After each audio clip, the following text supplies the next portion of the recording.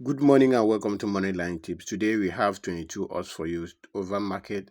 Let's get started. The first game we have today is the game in the Australia division where Eastern Suburb is taking on St. George, and then we have over 1.5 goals for the home team. The next one we have is in France where US Orange is taking on Red Star FC, and my prediction is over 2.5 goals. We move on to Switzerland where Lausanne Sport is taking on Basel over 2.5 goals. We have another games here in German amateur where Memigen is taking on Waka Burghausen, and my prediction is over 2.5 goals. We move on to Portugal where OS Berlin is taking on SL Benfica B, and my prediction is over 2.5 goals.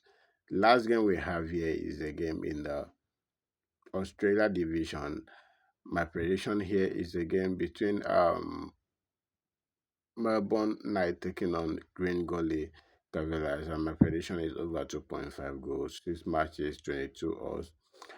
This is booking code for those people using Sportybet. If you want to join our VIP where you win daily from 2 odds to 20 odds, my WhatsApp link is in the comment section.